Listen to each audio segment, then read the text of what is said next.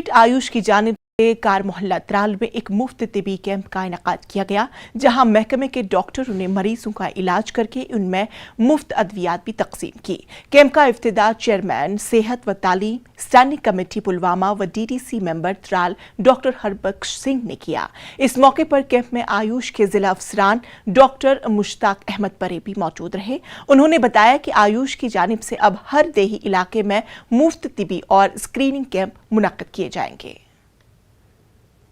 आपने देखा बड़े गरीब लोग हैं, एफोर्ड नहीं कर पाते, आप डॉक्टर के पास पहुंच भी पाता है पेशेंट, फिर जब दवाई लेने की बात होती है वो बेचारा ले नहीं पाता। तो अगर हम हेल्थ केयर को, हेल्थ सिस्टम एक 2-3 सिस्टम है हमारे, एक हमारा एजुकेशन का सिस्टम है जिसको हमें कैटर करना होता है, जो हमारा सोसाइटी का पिलर, उसके बाद हेल्थ है। Ministry of Ayush government of India का एक स्लोगन है prevention of disease and promotion of health.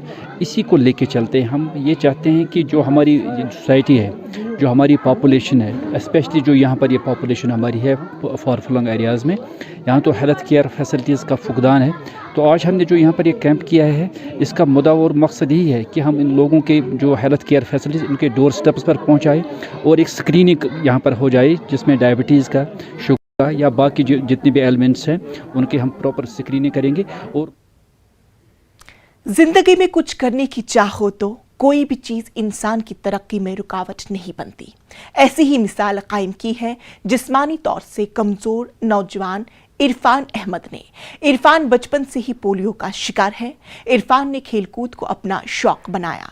Irfan ने अपनी कमेंट्री से काफी मकबूलियत हासिल की है। हमारे नुमाइंदे बिलाल खान ने पुलवामा में इरफान के साथ बातचीत की, जिसमें इरफान का कहना है कि हर इंसान के पास कोई ना कोई खूबी होती है, बस इसे सामने लाने के लिए हौसला होना चाहिए। एक ऐसे शख्स से मिला रहे हैं कि जो डिफरेंटली एबल्ड है, अगरचे खेल कूद की सरगर्मी में वो हिस्सा नहीं ले सकता है, लेकिन वो इस खेल कूद का एक हिस्सा बन रहा है।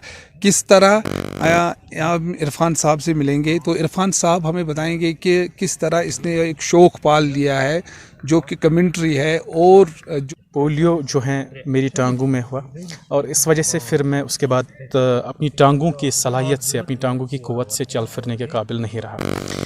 तो उसके बाद मैंने हिम्मत नहीं हारी और मैंने स्कूल ज्वाइन किया, उसके बाद कॉलेज, यूनिवर्सिटी, और अल्हम्दुलिल्लाह मैंने बिल्कुल अपने इत्मीनान के हिसाब से अच्छी खासी तालीम पाली। PG और BEd की डिग्री मैंने हासिल की, जो कि इस वक्त मेरे काम आ रही है।